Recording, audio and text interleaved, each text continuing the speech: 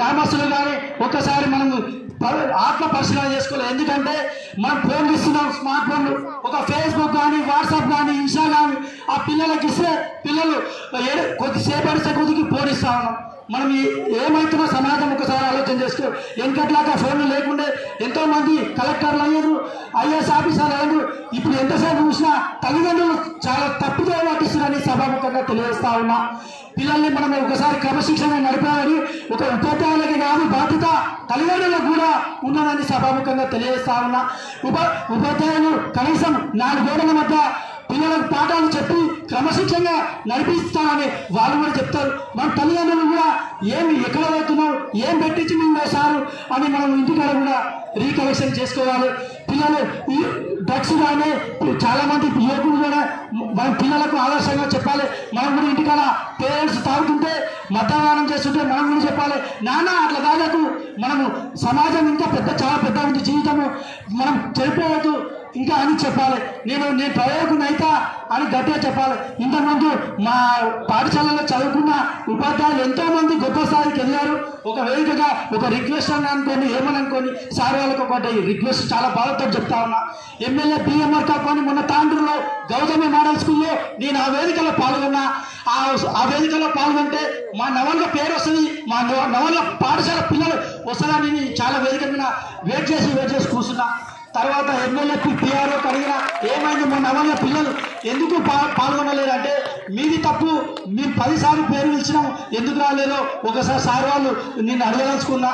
పిల్లలు క్రీడలలో కానీ అన్ని రంగాలలో కానీ వెనుకబడిపోతున్నారు. మా ఆశ ఏంటంటే సార్ మా పిల్లలు ఎదగాలి, మా గ్రామస్తులకు మా గ్రామం పేరు రావాలి, జిల్లా స్థాయికి రావాలని నేను కోరుతా ఉన్నా. ఎందుకంటే పిల్లలు అప్పట్లాగా లేదు సార్, మాకు ఇంగ్లీష్ మీడియం లేదు. నేను కూడా ఇదే స్కూల్లో చదువుకున్నా, నేను ఎంత బాధపడ్డానో నాకు తెలుసు. నేను కూడా అప్పుడు వెనకట్లాగా క్వశ్చన్ చేస్తాను. మా ఊళ్ళో కూడా గ్రామస్తులు ఎంతసేపు ఎవరి పని వాళ్ళకు ఉంది కాబట్టి గ్రామస్తులు కూడా పిల్లలు ఏం చేస్తున్నారు, ఓ సొసైటీ ఎట్లా ఉంది, సమాజం ఎట్లుంది తెలియాలి. నేను కూడా గౌరవంగా చెప్తున్నా. ఇంటర్మీడియట్లో ఇక్కడే 10th క్లాస్ వరకు చదువుకున్న తాండ్రులో ఇంటర్మీడియట్ చదివితే నేను ఒక సబ్జెక్ట్ ఇంగ్లీష్ ఫెయిల్ అయినా. ఆ ఇంగ్లీష్ ఫెయిల్ అయినందుకు ఎంతోమంది నా అన్నలు కానీ సోదరులు కానీ చాలా ఎందుకు ఫెయిల్ అయినాము అని క్వశ్చన్ చేయడం వల్లనే నేను పాస్ అయ్యి డిగ్రీ చేసి బీఈడీ చేసి MSW master of social work చదివిన. ఆ అవమానించడం వల్లనే నేను ఒక పీజీ కానీ బీఈడీ చేశాను. కాబట్టి మీ అవమానము ఏదైనా అవన్నీ పట్టించుకోవద్దు. మీ గమ్యం మీ లక్ష్యం ఏంటి అన్నది మనం చూడాలి. ఇంకా ఎంతో మంది వెళ్తుంటాయి, కుక్కలు వెళ్తుంటాయి.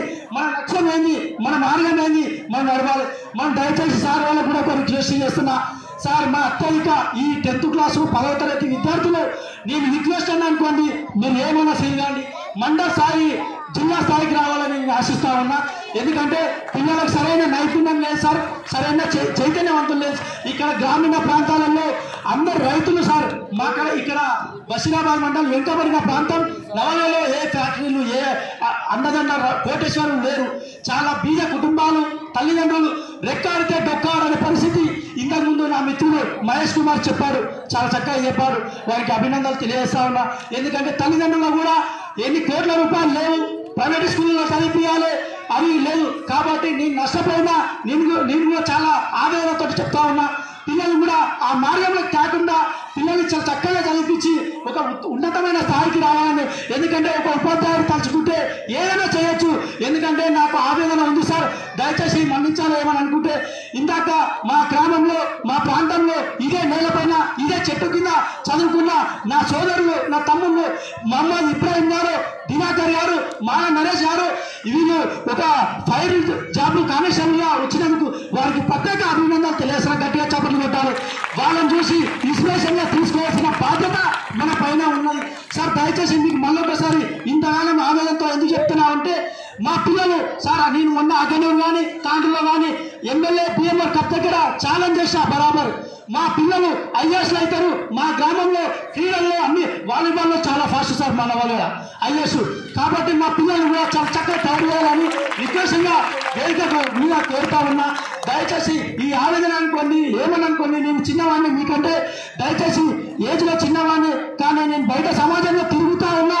ఏ విధంగా పరిస్థితులు తెలుసు. తల్లిదండ్రులు ఎంత కష్టపడి మిమ్మల్ని చదివిస్తుంటే మనం ఏ మార్గంలో అవుతున్నాము విద్యార్థులు ఒకసారి దయచేసి గుండె మీద చేసేసుకొని చెప్పాల్సిందే. మొత్తం కనీసం ఒక కాస్ట్ ఇన్కమ్ పరిస్థితి విద్యార్థులకు లేదు సార్. ఒకసారి మీరు కూడా చైతన్యం కనీసం ఈ పాఠశాల ఒక్కటే కాదు, బయట సమాజంలో ఏం జరుగుతూ ఉన్నది, ర్యాగింగ్ కానీ ఇట్లాంటి పైన అవగాహన చేయాలని మనస్ఫూర్తిగా కోరుకుంటూ మరొక్కసారి ఈ అవకాశం ఇచ్చినందుకు గణతంత్ర దినోత్సవ 76వ గణతంత్ర దినోత్సవ శుభాకాంక్షలు తెలియజేస్తూ జై హింద్, జై తెలంగాణ.